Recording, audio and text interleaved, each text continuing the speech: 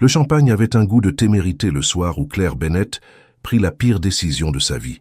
Elle était conservatrice de musée, une femme qui vivait de choix réfléchis et de routines prévisibles. Lui était un inconnu en costume coûteux, avec des yeux qui promettaient l'oubli. Quand il effleura sa main dans ce bar d'hôtel, ni l'un ni l'autre ne savait la vérité cachée en pleine lumière, qu'il possédait la moitié de la pègre de la ville et qu'elle venait de devenir la seule chose qu'un homme comme lui ne pouvait jamais se permettre d'avoir. Certaines erreurs, on s'en éloigne. D'autres vous suivent jusqu'à chez vous. Celle-ci allait réécrire tout ce qu'elle croyait savoir sur le danger, sur le désir, sur la ligne fine entre protection et possession. Si vous avez déjà fait un choix dans l'obscurité qui a tout changé dans la lumière, abonnez-vous et dites-nous d'où vous regardez. Parce que cette histoire pose la question.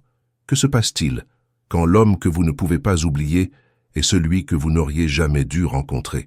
Il y aurait un matin où elle se réveillerait avec sa chemise sur son plancher et une carte de visite sur sa table de nuit. Un moment 3 semaines plus tard, où elle verrait son visage aux informations et sentirait son monde basculer. Une nuit où des hommes en voiture noire apparaîtraient devant son appartement et elle comprendrait que certaines rencontres ne se terminent pas quand on dit au revoir. Certaines femmes tombent amoureuses des mauvais hommes et passent des mois à démêler les fils. Claire Bennett n'aurait que quelques semaines avant que la vérité ne débarque à sa porte, armée et dangereuse. Avant qu'elle ne comprenne que l'homme qui avait murmuré son prénom dans le noir était celui dont le nom faisait trembler des empires. Il y a des amours qui ne s'écrivent pas dans des vœux. Elles vivent dans des regards volés et des mots avalés. Dans le silence, entre deux battements de cœur quand vous savez que vous devriez partir, mais que vos pieds refusent de bouger. Dans la façon dont sa main avait trouvé le creux de ses reins, comme si elle connaissait déjà le chemin. Les enjeux? Elle perdrait tout. Sa carrière construite pierre par pierre, sa réputation sans tache, la vie ordonnée qu'elle avait si soigneusement architecturée. Lui avait déjà trop perdu pour faire marche arrière. Un homme dans son monde ne montre jamais ses faiblesses. Et elle était devenue la sienne avant même qu'il ne comprenne ce qui lui arrivait. Voici comment deux personnes qui n'auraient jamais dû se croiser sont devenues la seule vérité l'une de l'autre. Comment une nuit de champagne et de mauvaises décisions s'est transformée en une guerre silencieuse entre le devoir et le désir. Comment l'homme le plus dangereux de la ville a découvert qu'il existait quelque chose de plus effrayant que n'importe quel ennemi, le besoin de protéger quelqu'un qui ne sait même pas qu'elle est en danger. Cela commence en automne, quand la ville sent l'espresso et que la solitude ressemble à une seconde peau. Quand les feuilles tombent comme des secrets et que l'air porte cette promesse de changement qui rend les gens imprudents. Quand une femme qui n'a jamais transgressé une règle de sa vie décide, pour une seule nuit, de ne pas être elle-même. Cela commence dans un bar d'hôtel où les lumières sont tamisées et les étrangers deviennent des possibilités, où les questions dangereuses se posent sans mots, juste dans la façon dont deux regards se rencontrent et refusent de se lâcher. Et cela commence avec un mensonge, pas le sien, le silence qu'il a choisi, l'identité qu'il a laissée à la porte avec son arme et ses responsabilités. Pour quelques heures, il voulait juste être un homme, pas un patron, pas une légende, pas le fantôme qui hante les cauchemars de ses ennemis. Il ne savait pas encore que ce mensonge par omission coûterait plus que n'importe quelle vérité qu'il avait jamais dite. Le Velvet Lounge n'était pas le genre d'endroit où Claire allait habituellement. Les miroirs dorés reflétaient des lumières tamisées, qui transformaient tout le monde en version plus belle d'eux-mêmes. Le jazz coulait des haut-parleurs comme du miel épais, enveloppant les conversations feutrées et les rires discrets. Elle sentait le parfum mélangé de whisky coûteux et de promesses nocturnes. Elle était venue célébrer une promotion qu'elle n'avait pas obtenue. Sa collègue Emma avait insisté, disant que rester chez soi un vendredi soir devrait être illégal. Maintenant Emma dansait quelque part dans la foule, et Claire était seule au bar, ses doigts traçant le bord de sa coupe de champagne. C'est là qu'elle le vit. Il était assis 3 tabourets plus loin, son costume noir taillé avec une précision qui criait l'argent et le pouvoir. Pas le pouvoir d'entreprise ordinaire, quelque chose de plus profond, plus ancien. Ses mains reposaient sur le bar, calmes, mais conscientes, comme un prédateur au repos. Quand ses yeux se levèrent et rencontrèrent les siens, Claire sentit quelque chose se tordre dans sa poitrine. Elle ne savait pas encore que ses yeux avaient vu des choses qui entraient à ses cauchemars. Il sourit, un demi-sourire lent qui promettait des problèmes, et l'oubli de toute prudence. Claire détourna le regard trop vite, son cœur battant contre ses côtes comme s'il cherchait à s'échapper. Elle but une gorgée de champagne. Le liquide était froid, mais sa gorge était en feu. « Vous célébrez ou vous oubliez ?» Sa voix arriva à côté d'elle avant qu'elle ne le voie bouger. Grave, avec une texture de velours usé, le genre de voix qui pouvait commander ou séduire selon la phrase. Claire se tourna. Il était là, debout juste assez près pour que son parfum, bois de cèdre et quelque chose de plus sombre, de plus dangereux, envahisse ses sens. « Je n'ai pas encore décidé, » répondit-elle, surprise par le calme de sa propre voix. « Les meilleures soirées commencent comme ça. » Il fit signe au barman sans quitter son regard. Ce qu'elle prend est un Macallan 25. Claire aurait dû dire quelque chose sur le fait qu'elle pouvait payer ses propres verres, que les inconnus beaux et dangereux dans les bars étaient exactement le genre d'homme que sa mère l'avait mise en garde d'éviter. Au lieu de cela, elle entendit sa voix dire « Macallan 25. Vous célébrez quelque chose de grand ou c'est votre choix habituel ?»« Habitude. » Son sourire s'approfondit. « Ou peut-être que ce soir est spécial et je ne le sais pas encore. » Le barman posa leur verre. Le whisky de l'étranger brillait comme de l'ambre liquide dans la lumière tamisée. Il leva son verre vers elle, à ne pas décider. Elle trinqua, le son cristallin perdu dans le jazz et les conversations, au danger d'être indécis. « Vous pensez que je suis dangereux ?» Il y avait de l'amusement dans sa voix, mais quelque chose de plus vrai dessous, comme s'il testait si elle pouvait voir ce qu'il cachait. Claire but une gorgée de champagne, gagnant du temps. La vérité était qu'elle ne savait rien sur le danger réel. Elle connaissait les délais manqués et les budgets serrés, les politiques de bureau et les expositions ratées. Pas les hommes comme celui-ci, dont la simple présence semblait repousser l'air autour de lui. « Je pense, dit-elle lentement, que vous êtes exactement le genre d'homme que je devrais éviter. Intelligente. » Il posa son verre, ses yeux ne quittant jamais les siens. « Alors pourquoi êtes-vous encore là ?»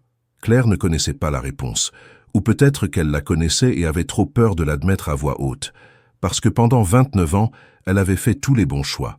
Elle avait suivi toutes les règles, et elle était fatiguée d'être la femme qui jouait toujours la sécurité. « Peut-être, murmura-t-elle, que ce soir je ne veux pas être intelligente. » Quelque chose changea dans son expression, comme si elle venait de dire exactement la mauvaise chose, ou exactement la bonne. « Dangereux, dit-il doucement, de faire des promesses comme celle-là à un étranger. » Mais il ne s'éloigna pas, et ni elle non plus.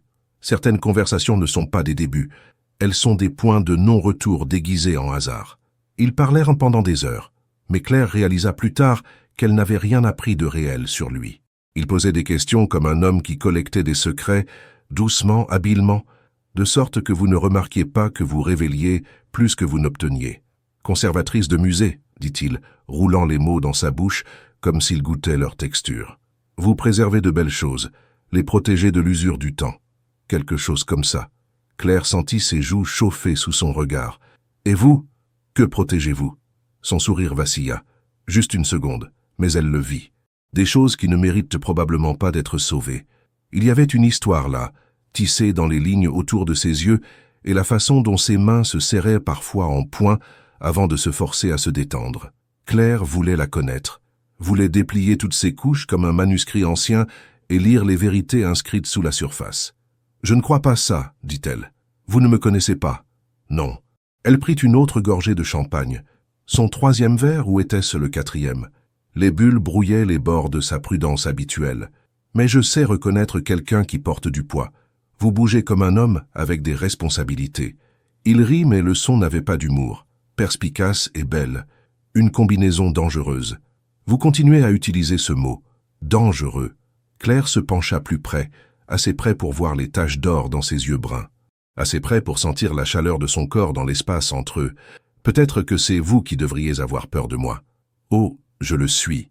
Sa voix baissa à un murmure qui fit courir quelque chose d'électrique le long de sa colonne vertébrale. Vous n'avez simplement aucune idée à quel point. La main de Claire trouva le bar pour se stabiliser. Le jazz avait ralenti, devenu quelque chose de langoureux et épais comme le désir lui-même. Les lumières semblaient plus tamisées qu'avant, ou peut-être que c'était juste son monde qui rétrécissait jusqu'à l'espace entre leurs corps. « Je ne fais pas ça, » chuchota-t-elle. « Je ne ramène pas d'étrangers chez moi. Je sais. » Sa main se leva, ses doigts traçant la ligne de sa mâchoire si légèrement que c'était presque une hallucination de toucher. « Vous êtes une femme de règles et d'ordre, de catalogue et de système. Tout à sa place. »« Comment ?»« La façon dont vous alignez votre verre avec le sous-verre, Comment vos cheveux sont parfaitement épinglés même maintenant, à minuit, après des heures, dans un bar bondé. La façon dont vous vous corrigez à mi-phrase quand vous pensez avoir dit quelque chose de trop révélateur. Claire inspira brusquement. Personne ne l'avait jamais vu aussi clairement. C'était terrifiant, c'était enivrant. « Alors que faisons-nous ici ?» demanda-t-elle. « Si vous savez que je ne suis pas le genre de femme qui... » « Nous découvrons. » Il l'interrompit doucement. « Quelle version de vous-même vous pourriez devenir si vous arrêtiez d'essayer d'être ce que tout le monde attend ?» Son pouce traça son sourcil, glissa vers sa tempe. Le toucher était tendre d'une manière qui contredisait tout le reste de lui. Le costume coûteux, l'autorité tranquille, le pouvoir qui émanait de lui comme de la chaleur. Le téléphone de Claire vibra dans son sac. Emma, probablement, se demandant où elle était. Le monde réel qui rappelait. Mais Claire ne bougea pas. « Je ne connais même pas votre nom, » dit-elle. Quelque chose traversa son visage. Du regret, peut-être, ou de la culpabilité. « Marco, » dit-il finalement.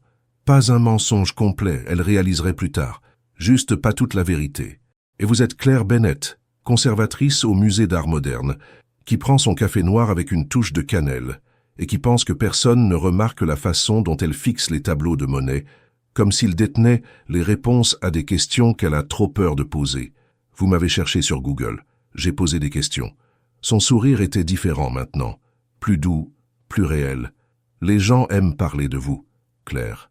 Vous ne réalisez pas à quel point vous êtes mémorable. Elle aurait dû être alarmée. Au lieu de cela, elle se sentit vue, vraiment, complètement vue, pour la première fois depuis des années. « Venez avec moi, » dit-il. Pas une demande, pas un ordre, quelque chose entre les deux. Juste ce soir. Demain, vous retournerez à votre vie et je retournerai à la mienne. Mais ce soir, soyons juste deux personnes qui se sont trouvées dans un bar et ont décidé de ne pas laisser passer le moment. La main de Claire trembla quand elle finit son champagne. « D'accord, chuchota-t-elle, et avec ce mot, elle franchit une ligne qu'elle ne pourrait jamais recroiser. Les plus grands changements arrivent dans les murmures, pas les cris. L'hôtel était du genre discret et ruineux, le type d'endroit où les célébrités se cachaient et où les hommes puissants menèrent des affaires qui ne pouvaient pas attendre le matin. Le hall sentait le cuir et le bois précieux, et le portier salua Marco d'un hochement de tête qui parlait de reconnaissance et de respect. Claire remarqua. Elle remarqua tout maintenant que le champagne commençait à se dissiper, remplacé par une clarté aiguë qui rendait chaque détail hyper réel. La façon dont le personnel s'écartait quand Marco passait. Comment il n'avait pas eu besoin de s'enregistrer, juste pris une clé qu'un concierge lui remit sans un mot. « Vous venez souvent ici ?» Elle essaya de plaisanter, mais sa voix tremblait sur les bords.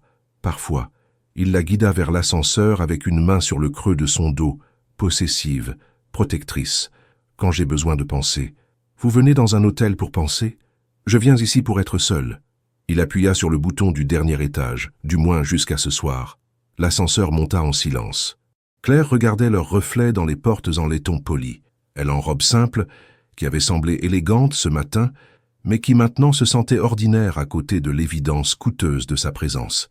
Lui comme quelque chose sorti d'un rêve fiévreux, trop beau pour être réel, trop dangereux pour être bon pour elle. « Seconde pensée ?» demanda-t-il doucement. « 1000. » Mais elle ne bougea pas. La suite était tout en fenêtre et en ciel de nuit. La ville s'étendait en dessous comme un tapis de lumières et de possibilités. Marco n'alluma pas les lampes, laissant la lueur de la ville éclairer l'espace en noir et argent.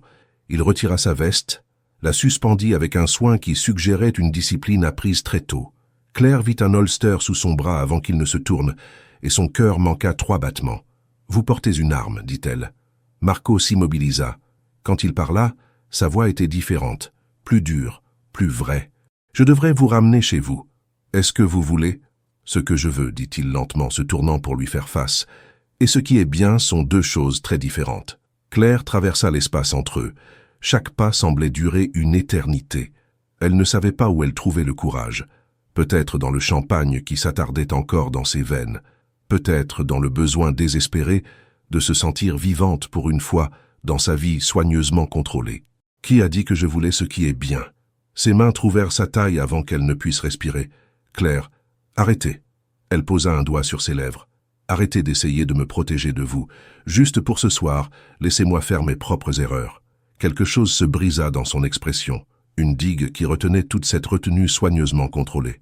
Il l'embrassa comme un homme affamé, et elle réalisa que peut-être elle avait faim aussi.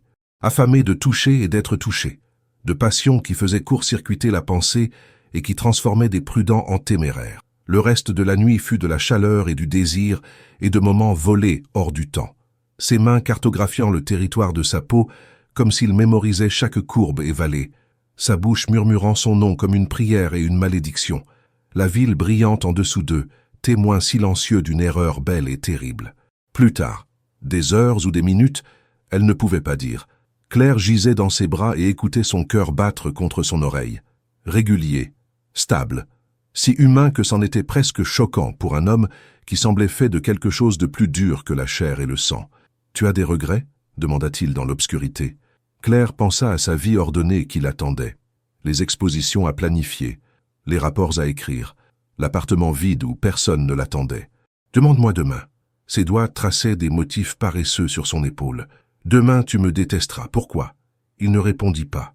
Il se contenta de la tenir plus fort, comme un homme qui essayait de mémoriser quelque chose qu'il savait ne pas pouvoir garder. Elle ne savait pas encore qu'il avait raison, que demain viendrait avec des vérités qui transformeraient cette belle nuit en cauchemar. Que l'homme qui tenait si tendrement contre lui était le même homme dont la photo apparaissait dans les dossiers d'enquête criminelle. Que son vrai nom n'était pas Marco. C'était Marco Vincenzo, et il possédait la moitié de la pègre de la ville. Certaines vérités attendent le matin, quand la lumière rend impossible d'ignorer ce que l'obscurité a caché. Claire se réveilla seule. La lumière du matin entrait par les fenêtres comme un accusateur, illuminant chaque coin de la suite qui semblait maintenant trop grande, trop vide, trop pleine de preuves d'une folie nocturne. Sa robe était sur le sol, sa dignité quelque part avec elle. Elle s'assit, ramenant les draps contre sa poitrine. Le lit à côté d'elle était froid. Il était parti depuis des heures. Sur l'oreiller où sa tête avait reposé, il y avait une note. « Claire, je suis désolé. Ne me cherche pas. M. » C'était tout. Pas d'explication. Pas de numéro de téléphone. Juste 2 phrases qui réussissaient en quelque sorte à être à la fois une excuse et un ordre. Claire froissa le papier dans son poing. Bien sûr que c'était ça. Un plan d'un soir ne venait pas avec des promesses ou des lendemains. Elle le savait. Elle l'avait toujours su. Alors pourquoi sa poitrine lui faisait-elle si mal? Elle se leva, trouva ses vêtements, s'habilla avec des mains qui tremblaient légèrement. Dans la lumière crue du jour, tout de la nuit dernière semblait absurde. Qu'avait-elle pensé? Qu'un homme comme ça, puissant, dangereux, portant une arme comme une seconde peau, voudrait quelque chose de plus avec une conservatrice de musée qui vivait dans un studio et dont la plus grande aventure jusqu'à présent avait été de prendre un taxi sans vérifier le tarif. Mais alors elle vit quelque chose sur la table de nuit. Une carte de visite, épaisse et crème, avec une écriture dorée gravée.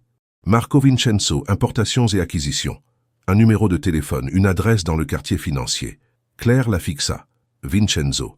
Pourquoi ce nom sonnait-il une cloche quelque part dans les recoins de sa mémoire? Elle glissa la carte dans son sac, appela un Uber et essaya de ne pas regarder le lit quand elle quitta la suite. Le trajet du retour fut un flou de regrets et de sensations persistantes. La ville du matin était trop brillante, trop bruyante, pleine de gens normaux vivant des vies normales. Claire se sentait comme un fantôme glissant à travers leur monde, marqué par quelque chose qu'elle ne pouvait pas tout à fait nommer. Elle prit une douche chez elle, changea de vêtements, fit du café qu'elle but trop chaud, brûlant sa langue, accueillant la douleur comme preuve qu'elle était réveillée, que c'était réel. Puis, elle s'assit à son petit bureau et sortit la carte de visite. Importation et acquisition. Des mots respectables. Une façade d'entreprise ordinaire. Alors pourquoi son instinct lui disait-il que c'était un mensonge aussi élégant que l'homme lui-même? Claire ouvrit son ordinateur portable, tapa Marco Vincenzo dans le moteur de recherche. Les résultats la frappèrent comme une gifle physique. Héritier Vincenzo vu au gala de charité. La famille Vincenzo donne des millions au nouvel hôpital pour enfants. Question sur les activités commerciales controversées de Vincenzo. Marco Vincenzo, prince de la ville ou homme d'affaires aux méthodes douteuses. Il y avait des photos, des dizaines. Lui dans des smokings aux événements d'élite, serrant la main avec des politiciens et des philanthropes, souriant ce demi-sourire qu'elle connaissait maintenant intimement. Et puis, il y avait les autres articles, ceux sur les enquêtes financières, les spéculations sur blanchiment d'argent, les témoins qui changeaient soudainement leurs témoignages, les enquêtes qui aboutissaient à rien, un empire construit sur des choses que les gens chuchotaient mais ne pouvait jamais prouver. Le téléphone de Claire glissa de ses doigts, engourdi. Elle avait couché avec un homme aux affaires troubles, quelqu'un qui souriait pour les caméras et donnait de l'argent à des orphelins tout en dirigeant peut-être des opérations qui ruinaient des vies. Sa vision se troubla sur les bords. La pièce sembla tourner. Non, non, non, non. Mais alors elle se souvint. La façon dont le personnel de l'hôtel avait réagi à lui. Larmes sous sa veste. Ce qu'il avait dit, des choses qui ne méritent probablement pas d'être sauvées. Comment avait-elle été si aveugle? Comment avait-elle manqué tous les signes? Le téléphone de Claire sonna, la faisant sursauter si violemment qu'elle renversa son café. Emma. Elle considéra de ne pas répondre, puis se rappela qu'elle avait disparu la nuit dernière sans dire au revoir. « Eh !» elle répondit, essayant de garder sa voix normale. « Désolée d'avoir disparu hier soir, j'étais... Es-tu en train de regarder les infos ?» La voix d'Emma était aiguë, excitée. « Allume Channel 7, maintenant. » Claire prit la télécommande avec des mains en coton. L'écran s'alluma sur un présentateur debout devant un bâtiment du centre-ville. Des voitures de police partout. Ruban de scène de crime. L'incident au centre-ville aujourd'hui a soulevé des questions sur les tensions entre entreprises rivales. Bien qu'aucun détail n'ait été confirmé, les sources suggèrent des conflits d'intérêts commerciaux. Marco Vincenzo, dont les bureaux sont situés à 2 pâtés de maison, a refusé de commenter. L'écran passa à une vidéo. Marco, entouré d'hommes en costume, son visage une carte vierge, alors que les reporters lui crièrent des questions. Exactement le même homme qui avait murmuré son nom dans le noir, qu'il avait tenu comme si elle était quelque chose de précieux, qui était, apparemment, impliqué dans des affaires bien plus sombres qu'elle ne pouvait imaginer. « Claire, tu es là? C'est fou, non? Ce type ressemble à... » Claire raccrocha, courut à la salle de bain. Son estomac se retourna. Quand elle revint enfin s'asseoir, la carte de visite la fixait toujours depuis son bureau. « Ne me cherche pas », disait la note. Pour une fois dans sa vie, Claire avait l'intention d'écouter les conseils de quelqu'un. Certaines vérités arrivent trop tard pour changer ce que vous avez fait, seulement pour ruiner qui vous pensiez être. Claire passa les 3 semaines suivantes à essayer d'oublier. Elle se plongea dans le travail avec une intensité qui fit sourciller ses collègues. Resta tard chaque soir à cataloguer, à organiser, à créer de l'ordre là où elle le pouvait. Comme si ranger suffisamment d'artefacts historiques pouvait en quelque sorte mettre de l'ordre dans le chaos qu'était devenu sa vie. Elle supprima la carte de visite. Mensonge. Elle la cacha au fond de son tiroir, sous des vieux reçus et des garanties d'appareils expirés. Elle se dit qu'une nuit ne signifiait rien, que les gens faisaient des erreurs, qu'elle avait eu de la chance de s'en sortir avant que les choses ne deviennent compliquées. Elle avait rêvé de lui chaque nuit. Se réveillait en sueur, son nom sur ses lèvres. Emma avait abandonné de lui soutirer des détails de ce soir-là, après que Claire ait snappé pour la 3e fois. Je suis rentré tôt, seul. Fin de l'histoire. Le mensonge avait le goût du métal dans sa bouche. La ville continuait de tourner. Les nouvelles continuaient de rapporter. Plus de tensions, plus de conflits entre organisations que les journalistes ne nommaient jamais directement. Marco Vincenzo apparaissait parfois dans des clips, niant toute implication, souriant son sourire charmeur qui ne touchait jamais vraiment ses yeux. Claire changeait de chaîne, arrêtait de lire les infos, arrêtait de chercher son nom en ligne à 2 heures du matin quand elle ne pouvait pas dormir. Elle ne réussissait pas très bien. Le jeudi de la 3e semaine, Claire travaillait tard sur une nouvelle acquisition, une collection de lettres d'amour de la Renaissance qui devait être authentifiée et cataloguée. Elle portait des gants de coton blanc, tournant soigneusement les pages jaunies, lisant l'italien ancien avec son dictionnaire à côté d'elle. « Mon cœur le plus cher, je sais que notre amour est interdit, que ton père ne me permettra jamais de te revendiquer, que le monde nous considérerait comme impossible. Mais quand je ferme les yeux, je vois seulement ton visage et tous les obstacles entre nous deviennent juste des ombres. » Claire ferma les yeux. Même maintenant, même après tout, elle ne pouvait pas échapper à ça. Le téléphone du musée sonna, la faisant sursauter. Département de conservation, Claire Bennett. Mademoiselle Bennett. La voix était professionnelle, féminine. J'appelle du bureau de Monsieur Vincenzo concernant un don potentiel à votre département. Le sang de Claire se glaça. Je suis désolé, qui? Marco Vincenzo. Il aimerait discuter de donner une collection privée d'art de la Renaissance à votre musée. Ses assistants ont dit que vous étiez l'experte en la matière. Je ne peux pas. Les mots sortirent trop vite, trop paniqués. Nous sommes, notre département est plein en ce moment. Monsieur Vincenzo était plutôt insistant. La collection vaut plusieurs millions. Il serait heureux de l'avoir passée sous votre supervision directe. Bien sûr qu'il le serait. Parce qu'apparemment disparaître ne suffisait pas. Apparemment il ne savait pas suivre ses propres conseils. S'il vous plaît, transmettez mes regrets à Monsieur Vincenzo, dit Claire, essayant de garder sa voix stable. Mais je ne suis pas la bonne personne pour ce projet. Elle raccrocha avant que l'assistante ne puisse répondre. Ses mains tremblaient si fort qu'elle dut poser les lettres de la Renaissance avant de les endommager. « Ne me cherche pas », disait la note. Alors pourquoi la cherchait-il? Le vendredi, un bouquet arriva à son appartement. Pas de roses, celle-ci était trop évidente, trop cliché. Au lieu de cela, des pivoines blanches et des frisias qui sentaient comme le printemps et les nouveaux départs. La carte n'avait qu'une seule ligne d'écriture élégante. J'ai dit désolé. Je ne l'ai jamais dit pourquoi. Pas de signature, pas d'adresse de retour. Mais Claire connaissait cette écriture. L'avait vue sur la note qu'elle avait lue 100 fois avant de la brûler finalement dans son évier, comme si la détruire pouvait détruire les souvenirs. Elle laissa les fleurs sur le palier de sa porte, les regarda se faner pendant 3 jours avant qu'un voisin ne se plaigne et qu'elle ne les jette finalement à la poubelle. Mais le parfum persistait, hantait son petit appartement comme un fantôme qu'elle ne pouvait pas exorciser. Le mardi de la 4e semaine, Claire quitta le travail tard. La rue était vide, juste les lumières de la rue jetant de longues ombres et le bruit lointain du trafic. Elle pensa qu'elle imaginait la voiture noire garée de l'autre côté de la rue, jusqu'à ce qu'elle démarre quand elle commença à marcher, jusqu'à ce qu'elle la suive lentement gardant ses distances, tout le chemin jusqu'à son immeuble d'appartement. Le cœur de Claire martela contre ses côtes.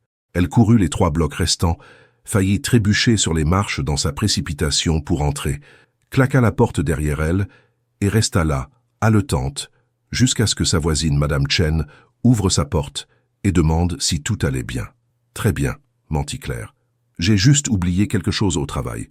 Longue journée. » Mais quand elle monta à son appartement et regarda par la fenêtre, la voiture était toujours là, attendant. « Ne me cherche pas », disait la note. Trop tard, pensa Claire, fixant cette voiture qui contenait Dieu sait qui. Il l'avait déjà trouvée. Les ombres ne restent jamais derrière vous. Elles vous suivent jusqu'à ce que vous soyez prête à leur faire face. Claire ne dormit pas cette nuit-là. Elle resta assise sur son canapé, les lumières éteintes, regardant par la fenêtre. La voiture noire resta garée en bas jusqu'à 3 heures du matin, puis disparut comme si elle n'avait jamais existé.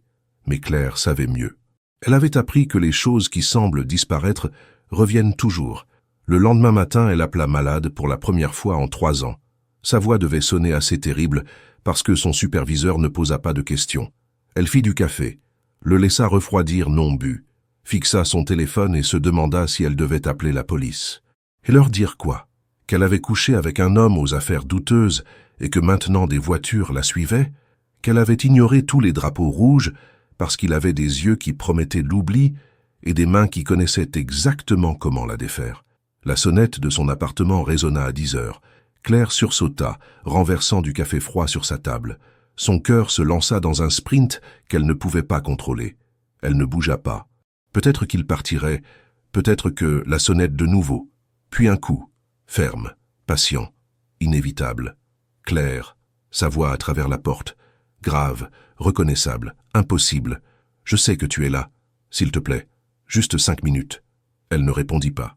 Resta figée sur son canapé comme un lapin qui espérait que l'immobilité équivalait à l'invisibilité. « Je ne te ferai pas de mal. Plus doux maintenant. Je ne t'ai jamais fait de mal. Tu le sais. » Et c'était le problème, n'est-ce pas? Qu'elle le savait. Que malgré tout, les articles de journaux, les photos, les spéculations et les accusations, elle se souvenait de ses mains sur elle, tendres, presque révérentes, de sa voix murmurant son nom comme une prière. Claire se leva, marcha vers la porte.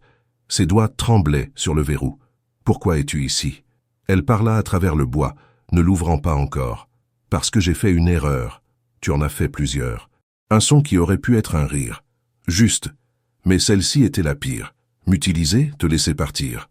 Claire ferma les yeux. Non, elle ne pouvait pas faire ça. Ne pouvait pas être la fille stupide qui tombait pour les belles paroles d'un homme dangereux. Va-t'en, Marco, ou quel que soit ton vrai nom. Mon nom est Marco.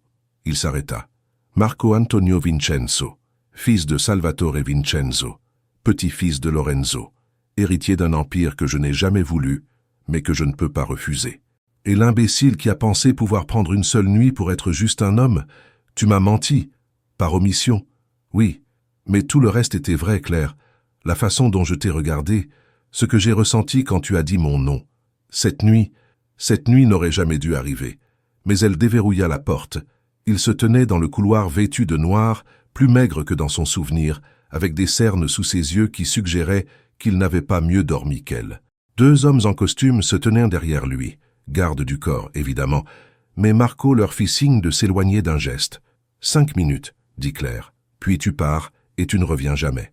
D'accord. Il entra, et son appartement minuscule sembla rétrécir autour de sa présence. Il regarda autour de lui, les livres partout, l'art sur les murs, la vie soigneusement organisée d'une femme qui croyait au contrôle. C'est exactement ce que j'imaginais, dit-il doucement. Ne fais pas ça. Ne prétends pas que tu as pensé à moi. J'ai pensé à peu d'autres. Marco se tourna vers elle et l'intensité dans ses yeux la fit reculer d'un pas. Tu penses que c'était facile pour moi? Te quitter là-haut, sachant que tu me détesterais quand tu découvrirais? J'ai essayé, Claire. J'ai essayé de rester loin. Tu as envoyé des fleurs, fait suivre ma voiture. Je voulais m'assurer que tu étais en sécurité. Il fit un pas vers elle. Les choses deviennent compliquées dans mon monde en ce moment. Des rivaux qui testent les frontières. Et toi? Il s'arrêta, passa une main sur son visage. Quelqu'un a vu l'enregistrement de sécurité de l'hôtel, t'a identifié. Une fois que les gens savent que tu es importante pour moi, tu deviens une cible. Le sol sembla s'incliner sous les pieds de Claire. Importante pour toi? Nous avons passé une nuit ensemble. Tu penses vraiment que c'est tout ce que c'était? Il rit, mais le son était brisé. J'ai 34 ans, Claire. J'ai eu des liaisons, des arrangements, des femmes qui savaient exactement qui j'étais et ce qu'elles obtenaient. Aucune d'entre elles ne m'a fait sentir ce que j'ai ressenti en regardant ton visage pendant que tu dormais. Comme si je regardais quelque chose de précieux que j'avais volé et que je ne méritais pas de garder. Alors tu es parti. Alors je suis parti, répéta-t-il, pour te protéger. Et maintenant, il est trop tard. Son regard était sérieux, inébranlable. Tu es déjà dans mon monde que tu le veuilles ou non. Alors je dois choisir, te laisser affronter ça seul ou te protéger correctement. Claire sentit quelque chose se fissurer dans sa poitrine. Je ne suis pas à toi à protéger. Je sais. Il tendit la main, laissant tomber lentement jusqu'à ce que ses doigts effleurent sa joue, le toucher qu'elle avait rêvé chaque nuit, maintenant réel et impossible. Mais laisse-moi quand même. S'il te plaît, tu es un criminel. Elle devait le dire à voix haute. Sans souvenir, oui. Tu fais des choses que, oui, je devrais te détester. Tu devrais. Ses doigts tracèrent sa mâchoire, s'enroulèrent dans ses cheveux. Dieu sait que j'ai essayé de me détester pour t'avoir entraîné dans ça. Claire leva les yeux vers lui, vit son propre conflit reflété dans son visage. Tes 5 minutes sont écoulées. Je sais. Tu devrais partir. Je sais. Aucun d'eux ne bougea. Claire, murmura-t-il, dis-moi de partir, et je le ferai. Dis-moi que tu ne veux plus jamais me revoir et je disparaîtrai. Mes hommes te garderont en sécurité de loin, et tu ne sauras jamais qu'ils sont là. Tu peux retourner à ta vie. Et si je ne dis pas ça? Quelque chose de dangereux étincela dans ses yeux. Alors tu admets que cette nuit n'était pas juste une erreur, que tu l'as ressentie aussi, et nous découvrons ce que cela signifie. Le chronomètre dans sa tête avait dépassé 5 minutes il y a longtemps. Elle devait le faire partir, devait fermer la porte sur cette folie avant qu'elle ne soit trop profonde pour en sortir. Au lieu de cela, Claire chuchota « Je l'ai ressenti aussi ». Et quand il l'embrassa, elle ne s'éloigna pas. Certaines erreurs ne sont des erreurs que si vous arrêtez de les faire, continuez assez longtemps, et elles deviennent des choix. 2 semaines, c'est tout ce dont ils eurent avant que tout ne s'écroule. 2 semaines de dîners secrets dans des restaurants où les propriétaires ne posaient pas de questions.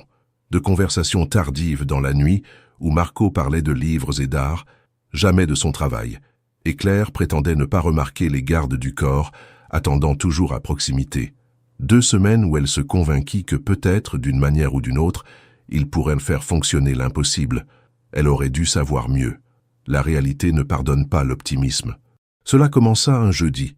Claire travaillait sur la collection de lettres de la Renaissance, celle qu'elle cataloguait la nuit où l'assistante de Marco avait appelé. Elle portait ses gants blancs, tournant soigneusement les pages, quand son téléphone vibra. Un numéro inconnu. Elle considéra de ne pas répondre, mais quelque chose, l'instinct, ou peut-être le destin, la fit décrocher. « Mademoiselle Bennett, La voix était masculine, américaine, professionnelle. Agent Michael Torres, FBI. Nous devons parler de Marco Vincenzo.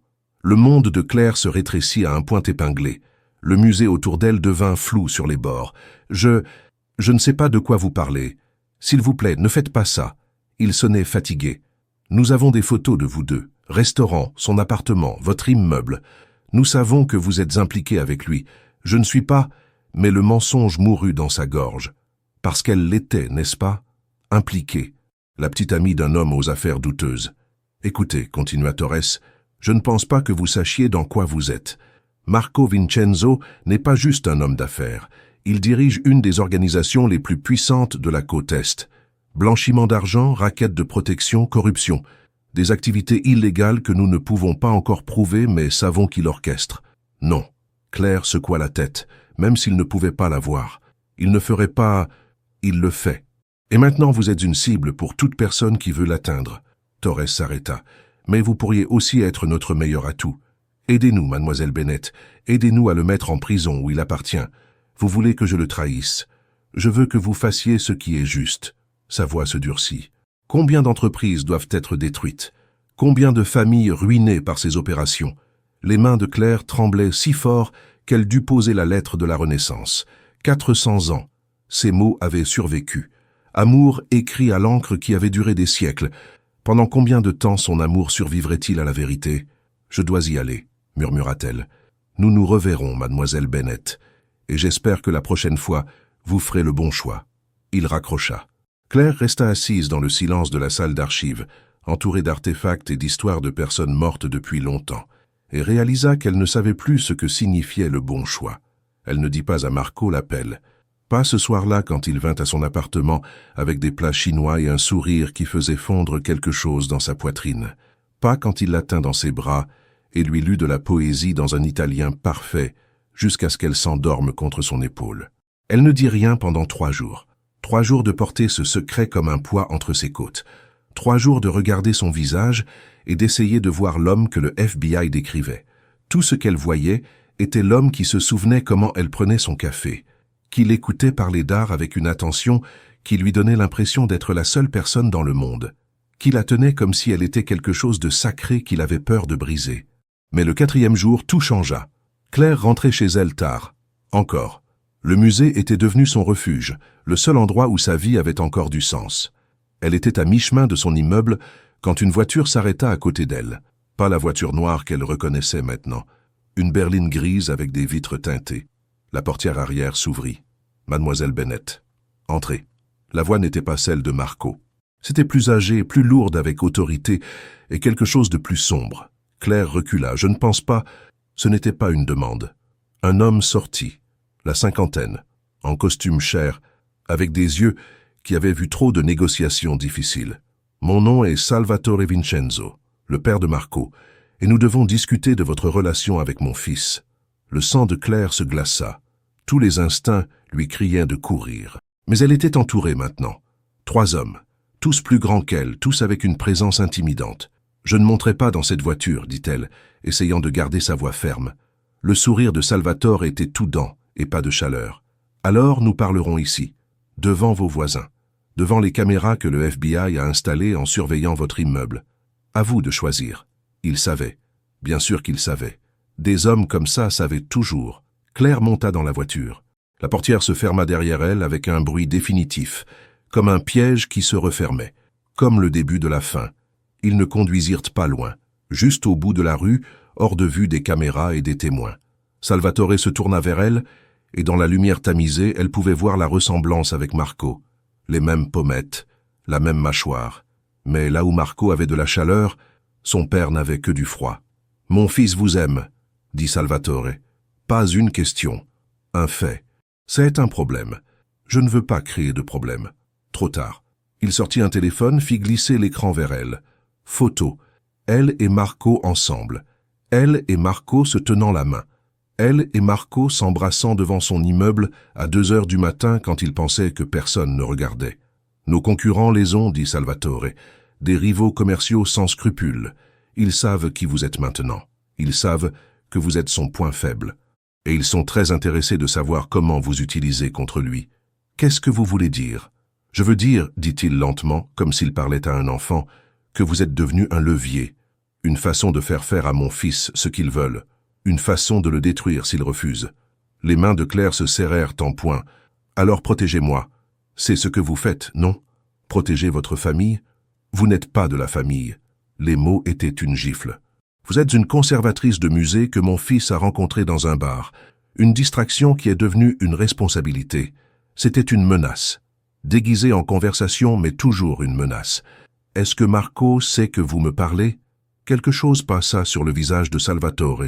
Mon fils est brillant dans les affaires, impitoyable quand il doit l'être. Mais vous l'avez rendu faible, distrait. Il manque des réunions, ignore des appels. Tout ça pour une femme qu'il connaît depuis un mois. 6 semaines, corrigea Claire sans réfléchir. 6 semaines, répéta-t-il. Et déjà, il est prêt à risquer tout ce que nous avons construit. Tout ce que 3 générations de Vincenzo ont travaillé pour protéger. Pour vous. Je ne lui ai jamais demandé, cela n'a pas d'importance ce que vous avez demandé. Il l'a donné quand même. Salvatore se pencha en avant. Alors voici ce qui va se passer. Vous allez rompre avec mon fils. Ce soir. Vous lui direz que c'est trop, que vous ne pouvez pas gérer son monde, que vous voulez votre ancienne vie. Et puis vous disparaissez. Et si je refuse? Son sourire était une lame. Alors nos rivaux découvrent où vous vivez, où vous travaillez, le trajet que vous faites chaque matin. Votre sécurité ne peut plus être garantie. Mon fils sera dévasté. Peut-être fera-t-il des choses stupides par vengeance. Peut-être se mettra-t-il en danger. Ou peut-être qu'il vivra avec ce regret pour toujours, sachant qu'il vous a mis en danger. Les larmes brûlèrent les yeux de Claire. Vous êtes son père. Comment pouvez-vous... Je suis son père. C'est pourquoi je fais ça. Pour la première fois, quelque chose qui ressemblait à de l'émotion fissura son masque. Il mérite mieux qu'une conservatrice de musée qui va le distraire de ses responsabilités. Il mérite quelqu'un qui comprend notre monde, qui peut survivre à lui. Et si je dis oui, si je romps avec lui, que se passe-t-il ensuite? Ensuite, vous vivez votre vie, en sécurité, protégé de loin jusqu'à ce que nos concurrents oublient votre nom. Et mon fils apprend une leçon douloureuse, mais nécessaire. Claire ferma les yeux, vit le visage de Marco dans son esprit. La façon dont il souriait quand il pensait qu'elle ne regardait pas, la tendresse dans ses mains quand il écartait les cheveux de son visage, la vulnérabilité dans sa voix quand il lui avait demandé de lui faire confiance. « D'accord, chuchota-t-elle, je le ferai. Bonne décision. » Salvatore tapota sa main comme si elle était un enfant obéissant. « Il vient vous voir ce soir, n'est-ce pas? À 20 heures. Bien sûr qu'il savait. Il savait tout. Oui. Alors faites-le rapide. Faites-le définitif. Et mademoiselle Bennett? » Il attendit jusqu'à ce qu'elle le regarde. « Si vous lui dites la vérité sur cette conversation, je m'assurerai qu'il ne vous croit pas, comprenez-vous ?» Elle comprenait. Elle comprenait que Marco ne la croirait jamais si elle disait que son père l'avait menacée. Penserait qu'elle cherchait des excuses. Que Salvatore nierait tout. « Je comprends, » dit Claire. La portière s'ouvrit. Elle sortit sur des jambes tremblantes et la voiture s'éloigna, la laissant seule sous les lampadaires, avec un cœur qui se brisait déjà en morceaux. 4 heures. Elle avait 4 heures pour trouver comment détruire la meilleure chose qui lui soit jamais arrivée. Et elle devait le faire assez bien pour qu'il la croie. Parfois, aimer quelqu'un signifie le laisser partir, même quand chaque cellule de votre corps crie de rester. Marco arriva à 20 heures précises, avec des tulipes et un sourire qui mourut dès qu'il vit son visage. Qu'est-ce qui ne va pas? Il posa les fleurs, franchit la distance entre eux en 2 enjambées. Ses mains encadrèrent son visage, pouce essuyant les larmes qu'elle ne se rendait pas compte qu'elle versait. « Claire, parle-moi. Qu'est-ce qui s'est passé ?» Elle recula de son toucher. Devait le faire avant que son courage ne s'effondre complètement. « Nous devons parler. » Quelque chose vacilla dans son expression. Ces mots ne sont jamais bons. Non. Sa voix se brisa. Ils ne le sont pas. Marco resta immobile. Elle pouvait voir son esprit travailler, cataloguant chaque détail. Ses yeux rouges, ses mains tremblantes, la façon dont elle avait reculé de lui. Quelqu'un t'a fait du mal. Qui était-ce? Dis-moi, et je m'en occupe. Personne ne m'a fait de mal. Le mensonge avait le goût de cendre. C'est juste. C'est trop, Marco. Tout ça. Trop. Il répéta le mot comme s'il était étranger. Qu'est-ce qui est trop? Toi, ton monde, les voitures qui me suivent, les gardes du corps. Ne jamais pouvoir sortir en public sans regarder par-dessus mon épaule. Elle força les mots à sortir, chacun étant une écharde dans son cœur. J'ai essayé. Vraiment. Mais je ne peux pas vivre comme ça. Alors nous changeons. Il fit un pas vers elle, désespéré maintenant. Je te trouve un meilleur détail de sécurité. Nous allons dans des endroits plus privés. Tout ce dont tu as besoin, Claire. Dis-moi juste comment t'arranger ça. Tu ne peux pas arranger ça. Les mots explosèrent d'elle. C'est qui tu es, Marco. Ton monde, ta famille, les choses que tu fais. Je ne peux pas juste fermer les yeux et prétendre que tout va bien. Qu'est-ce que j'ai fait? Sa voix baissa à un murmure dangereux. Dis-moi, qu'est-ce que tu as entendu? Elle ne pouvait pas lui dire sur le FBI, ne pouvait pas lui dire sur son père. Alors elle trouva la seule vérité qu'elle pouvait dire. Je t'ai cherché sur Google. Les articles, les accusations, les gens qui changent leur témoignage avant de pouvoir témoigner contre toi. Tu dis que tu me protèges. Mais qui me protège de toi? Cela le frappa comme un coup physique. Elle le vit dans la façon dont il recula, la façon dont son visage se ferma. Je ne t'ai jamais fait de mal, je ne te ferai jamais de mal. Tu me mens. Des larmes coulaient librement maintenant. Surtout, sur qui tu es, ce que tu fais. Comment suis-je censé faire confiance à ça? Parce que la façon dont je te regarde n'est pas un mensonge. Sa voix monta, désespérée. La façon dont je te tiens, les choses que je ressens, rien de ça n'est faux, Claire, mais tout le reste l'est. Elle enroula ses bras autour d'elle, essayant de se maintenir ensemble. Tu es un criminel, Marco. Tu fais blesser les gens. Peut-être pire. Et je suis censé juste accepter ça? Être ta petite amie et prétendre que mes mains ne sont pas sales aussi? Mes mains sont sales pour que les tiennes n'aient jamais à l'être. Il traversa la pièce, tomba à genoux devant elle. Un homme qui faisait trembler des empires, agenouillé sur son plancher d'appartement bon marché. Je fais des choses horribles, je ne vais pas le nier, mais tout ce que je construis, tout ce que je protège, c'est pour que des gens comme toi puissent vivre en sécurité. Pour que des gens bons n'aient pas à connaître les monstres dans le noir. Mais je connais un monstre maintenant. Elle força les mots à sortir, même si chacun était une trahison. Et je ne peux pas aimer ça. Le silence qui suivit était vivant, respirant, destructeur. Marco se leva lentement. Quand il parla, sa voix était vide. Tu ne peux pas ou tu ne veux pas? Quelle est la différence? Tout. Il la regarda avec des yeux qui avaient vu trop de trahison, mais jamais de la sienne. Une signifie que tu as essayé et échoué. L'autre signifie que tu n'as jamais vraiment voulu essayer du tout. Claire détourna le regard. Ne pouvait pas supporter de voir ce qu'elle détruisait. Je veux ma vie d'avant. Avant toi. Avant tout ça. Je veux me réveiller sans avoir peur. Aller au travail sans me demander qui me regarde. Je veux être juste, normal. Alors tu l'auras. Sa voix était morte maintenant, toute émotion soigneusement éteinte. Mes hommes se retireront. Tu ne me reverras pas. Tu pourras retourner à ta vie normale avec ton appartement normal et tes choix sûrs. Marco, non. Il leva une main, l'arrêtant. Tu as fait ton choix. Je le respecterai.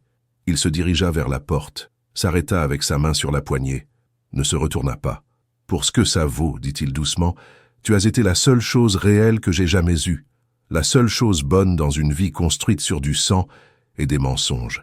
Et je suis désolé que mon monde ait ruiné ça aussi. La porte se ferma derrière lui. Claire s'effondra sur le sol, les sanglots la déchirant en morceaux. Les tulipes qu'il avait apportées gisaient oubliées sur sa table, blanches, immaculées, déjà en train de commencer à se faner. Sur son téléphone, un message de Salvatore Vincenzo. Bien joué. Elle le supprima, éteignit le téléphone, s'allongea sur son plancher et laissa le chagrin la prendre, sachant qu'elle avait fait la bonne chose, sachant que la bonne chose la tuerait de toute façon. 3 jours passèrent. Claire n'alla pas au travail, ne répondit pas aux appels, vécut de plats livrés et de regrets. Le 4e jour, Emma força son entrée avec une clé de secours et la trouva sur le canapé, toujours en vêtements d'il y a 3 jours, fixant le mur. « D'accord, dit Emma, s'asseyant à côté d'elle. « Je ne sais pas ce qui s'est passé, mais tu vas prendre une douche, te changer, et puis tu vas tout me raconter. » Claire secoua la tête. « Je ne peux pas. »« Alors tu ne vas pas me le raconter. Mais tu vas quand même prendre une douche parce que tu sens comme quelque chose est mort. Cela aurait pu être drôle si tout n'était pas si cassé. » Sous la douche, Claire laissa l'eau brûlante laver les larmes qu'elle ne pouvait pas arrêter de verser. Se demanda comment on survit à ça, à aimer quelqu'un qu'on ne peut pas avoir, à faire le bon choix quand chaque cellule de votre corps crie que c'est faux. Elle se sécha, s'habilla, retourna dans le salon où Emma avait ouvert les rideaux et jeté toutes les boîtes de plats à emporter. « Mieux ?» demanda Emma. « Non. Tu vas me dire qui c'était ?» Claire pensa à Marco, agenouillé sur son plancher. à son père menaçant sa vie, au FBI voulant qu'elle devienne informatrice, à toute la belle et terrible impossibilité de tout ça. Juste quelqu'un que j'aurais jamais dû rencontrer, dit-elle finalement. Emma hocha la tête, ne poussa pas, prépara du thé à la place et s'assit avec elle dans le silence jusqu'à ce que les ombres s'allongent et que la ville en dehors commence à scintiller à la vie. « Tu sais ce qui est drôle ?» dit Claire dans l'obscurité. « J'ai passé toute ma vie à jouer la sécurité, à faire tous les bons choix. Et la seule fois où j'ai été imprudente, la seule fois où j'ai laissé mon cœur mener, ça s'est retourné contre moi de toute façon. Peut-être, dit Emma doucement, que le fait que ça fait mal signifie que c'était réel, que ça valait quelque chose. Ça ne rend pas la douleur moindre. Non, mais ça signifie que tu as vécu vraiment, même si c'était juste pour quelques semaines. » Claire ferma les yeux, sentit quelque chose en elle se durcir, cicatrisé sur les bords. Elle avait vécu, elle avait aimé, et maintenant, elle survivrait. Même si survivre ressemblait à mourir lentement de l'intérieur. Certaines blessures ne guérissent jamais. Elles apprennent juste à coexister avec qui vous devenez après. 2 semaines passèrent dans un brouillard de routine et d'engourdissement. Claire retourna au travail, sourit quand on s'y attendait, et perfectionna l'art de paraître entière quand elle était brisée en morceaux. Les voitures noires avaient disparu, les gardes du corps aussi. Marco avait tenu sa promesse. Elle était libre, normale, en sécurité, vide. Elle était dans la salle d'archives un mardi après-midi, cataloguant une nouvelle acquisition de manuscrits médiévaux, quand Emma apparut à la porte avec un visage qui fit chuter l'estomac de Claire. « Tu dois voir ça. » Emma tenait son téléphone, les mains tremblantes. « Claire, je suis tellement désolée. » L'écran montrait un article de presse. Le titre la frappa comme un coup physique. « Homme d'affaires, Marco Vincenzo hospitalisé après incident. » Le monde s'inclina sur son axe. Claire arracha le téléphone des mains d'Emma, lisant avec des yeux qui refusaient de se concentrer. Les mots se brouillaient et se clarifiaient. Incident sérieux, état critique, transporté au Memorial General. Non, le mot sortit comme un gémissement. Non, non, non, Claire, je ne savais pas que tu le connaissais. Si j'avais su... Mais Claire courait déjà, à travers la salle d'archives, passer les collègues surpris, dans l'escalier parce que l'ascenseur était trop lent. Dehors, dans la lumière du jour criarde, qui semblait obscène quand Marco était peut-être en train de mourir, elle héla un taxi, donna l'adresse de l'hôpital avec une voix qu'elle ne reconnaissait pas. Le trajet prit une éternité, et pas de temps du tout. Le Memorial General était un chaos de sirènes et de voitures de police. Claire se fraya un chemin à travers, suivant les signes vers les urgences, son cœur martelant un rythme qui disait « S'il te plaît, s'il te plaît, s'il te plaît ». Les portes automatiques s'ouvrirent sur une scène tendue.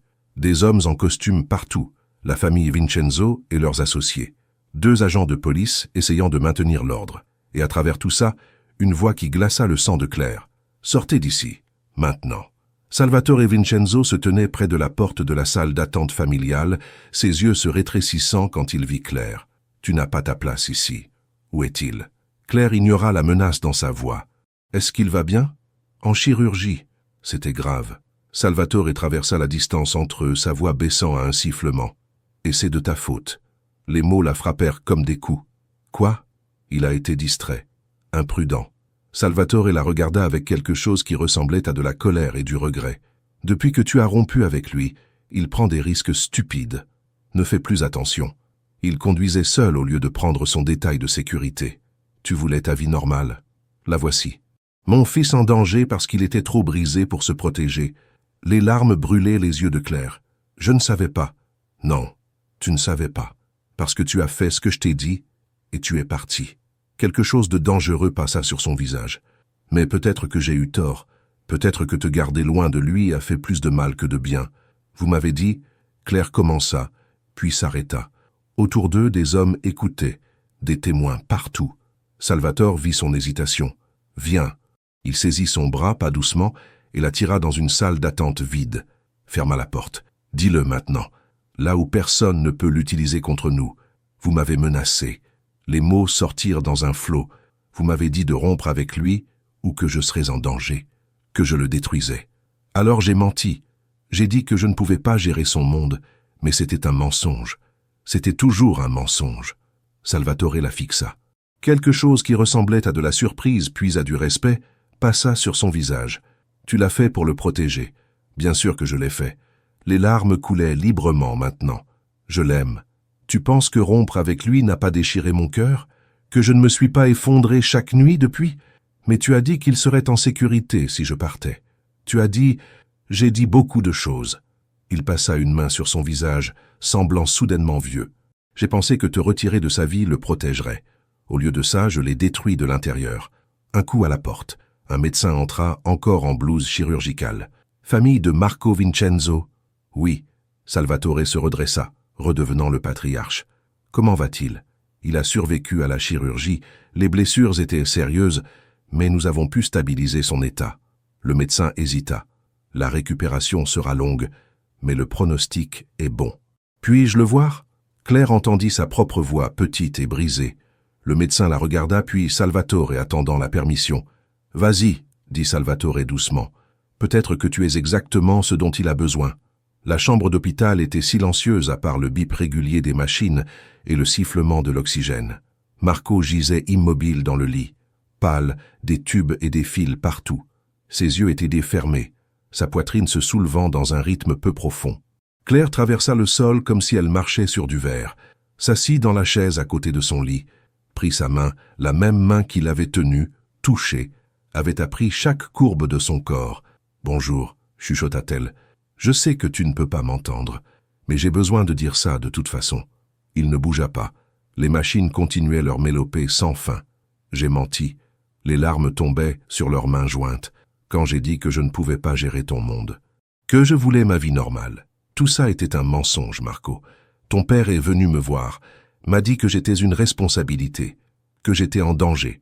Alors j'ai rompu avec toi parce que je pensais que c'était la seule façon de te garder en sécurité. Ses doigts se contractèrent.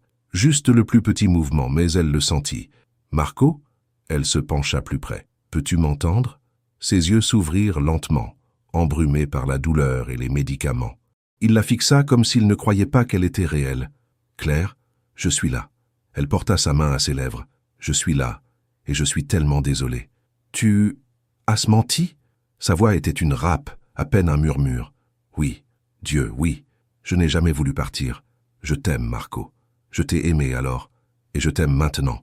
Et la pensée de te perdre. Sa voix se brisa complètement. Quelque chose changea dans son expression. La douleur était toujours là, mais quelque chose d'autre aussi. Mon père. Il pensait que me protéger te protégerait toi. Il avait tort. Il avait tort. Marco essaya de bouger, grimaça, retomba. Tu es resté. Où d'autre irais-je? Sa main serra la sienne, plus fort maintenant. Tu aurais dû me dire la vérité. Je sais, mais j'avais peur. Peur qu'il te fasse du mal. Peur que... Elle inspira tremblante. Apparemment, j'avais raison de m'inquiéter. Pas à cause de toi. Ses yeux se fermaient déjà, les médicaments le réclamant. Jamais à cause de toi. Marco, attends, reste. Le mot était presque inaudible. Cette fois, reste. Toujours, promit-elle. Je ne pars plus jamais. Il sourit, juste une courbe de lèvres, mais réelle. Puis, le sommeil le prit, et Claire resta là, à tenir sa main, écoutant les machines qui lui disaient qu'il était vivant, qu'ils avaient une seconde chance, que peut-être les histoires impossibles ne se terminaient pas toutes en tragédie. À la porte, Salvatore observait. Il ne dit rien, fit juste un signe de tête à ses hommes et partit, les laissant ensemble. Dehors, la ville continuait de tourner. Les rivaux planifiaient toujours. Le FBI attendait toujours. Le danger n'était pas terminé. Mais dans cette chambre d'hôpital, avec des promesses suspendues dans l'air, deux personnes qui s'étaient trouvées et perdues et trouvées de nouveau décidèrent que parfois, l'amour valait le risque, même quand le risque pouvait tout coûter. La vérité arrive toujours, parfois à travers la douleur, parfois à travers les confessions, toujours trop tard et exactement à temps. Les cicatrices sur la poitrine de Marco formaient une constellation de douleurs survivées. Claire traça les lignes de peau nouvellement guéries avec ses doigts, s'émerveillant qu'il soit ici, vivant, entier malgré tout ce qui avait essayé de le détruire. « Tu vas user ma peau à force de la toucher », taquina Marco, ses doigts s'enroulant dans ses cheveux. « Je vérifierai toujours. » Elle leva les yeux vers lui. « Chaque jour, je vérifierai que tu es toujours là. 6 mois depuis l'incident. 6 mois de récupération et de sécurité renforcée, et d'apprendre à naviguer dans un amour construit dans l'œil d'une tempête permanente. Ce n'avait pas été facile. Le FBI était venu 3 fois de plus, insistant pour qu'elle coopère.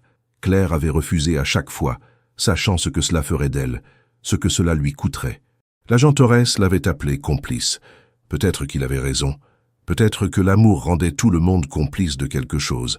Les rivaux avaient fait d'autres tentatives, une contre Marco directement, une contre son entreprise. Les deux avaient échoué, mais Claire vivait avec la connaissance que la prochaine fois pourrait réussir, que chaque jour avec lui pourrait être le dernier.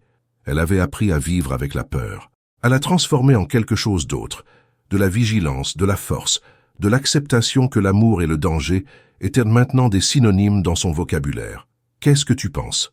Marco la fit rouler sur le dos, se penchant au-dessus d'elle dans la lumière tamisée de sa chambre. Pas l'appartement bon marché maintenant, mais un penthouse avec des vues et de la sécurité qu'elle avait appris à accepter comme nécessaire. « Je pense, dit-elle lentement, que j'ai passé toute ma vie à jouer la sécurité, à choisir des choses prévisibles et confortables. Et puis tu es arrivé et tu as tout détruit. Regret? Pas un seul. » Elle tira son visage vers le bas, l'embrassa avec la familiarité de 6 mois et l'intensité de presque perdre tout, même sachant tout ce que je sais maintenant, tous les dangers, les menaces, l'impossibilité de tout ça. Je te choisirai encore. Quelque chose dans son expression adoucie.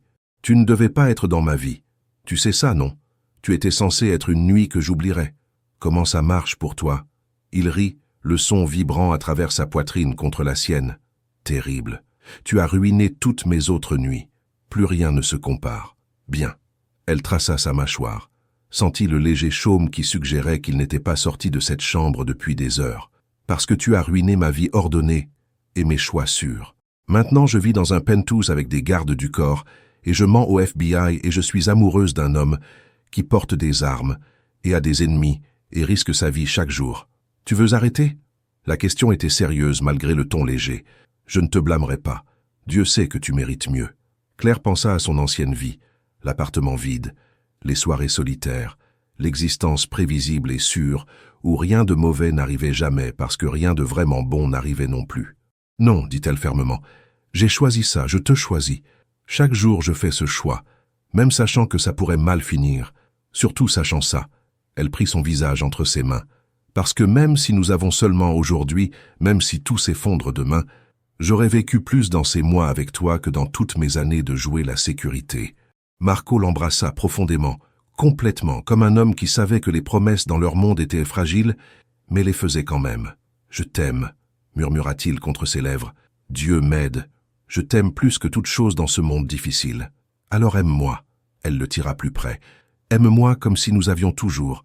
Aime-moi comme si demain n'était pas une menace. » Et il le fit. Dans la lumière tamisée de la chambre avec la ville scintillant en dessous et le danger attendant toujours, ils se tinrent l'un l'autre et prétendirent que l'amour pouvait conquérir les menaces et les trahisons et les empires construits sur des secrets. Plus tard, alors qu'il dormait et que Claire gisait éveillée à écouter son souffle régulier, elle pensa à la femme qu'elle avait été, la conservatrice de musée qui vivait pour la prévisibilité.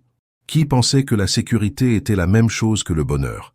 Cette femme était morte dans une chambre d'hôtel avec du champagne sur sa langue et les mains d'un inconnu apprenant son corps. Renaissait dans une chambre d'hôpital en tenant la main d'un homme blessé et promettant de rester. Qui elle était maintenant? Claire n'avait pas encore de nom pour ça. Peut-être qu'elle était la petite amie d'un homme aux affaires controversées. Peut-être qu'elle était complice.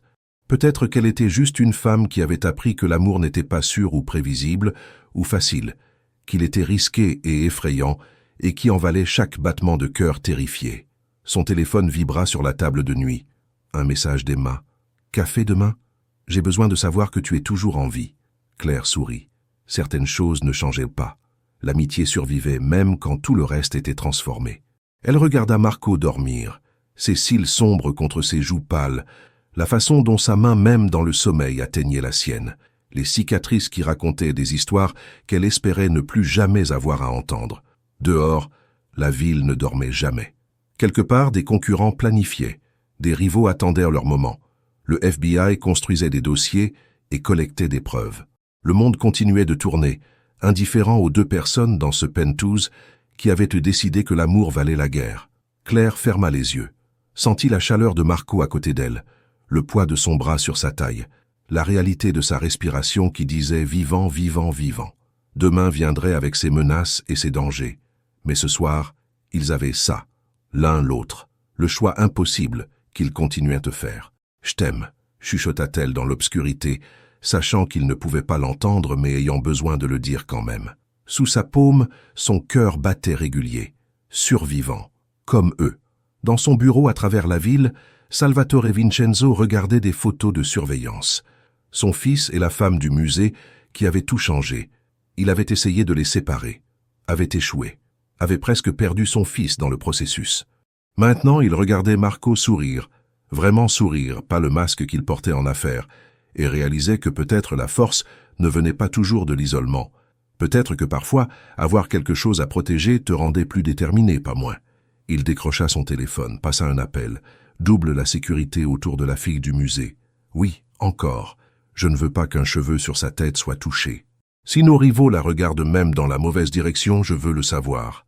Il raccrocha, regarda les photos encore. Son fils avait trouvé quelque chose de rare dans leur monde, quelque chose qui valait la peine de se battre, quelque chose qui valait la peine de vivre. Et Salvatore ferait tout ce qu'il faudrait pour s'assurer que Marco puisse garder ce qu'il avait trouvé. Certaines histoires ne se terminent pas. Elles trouvent juste de nouvelles façons de continuer, écrivant leur prochain chapitre en espoir et en choix impossibles qui deviennent possibles quand vous refusez d'abandonner. Si cette histoire vous a touché, abonnez-vous pour ne jamais en manquer une autre. Dites-nous vos pensées en bas, parce que chaque histoire d'amour pose une question différente au cœur. Celle-ci demande « Jusqu'où iriez-vous pour l'amour »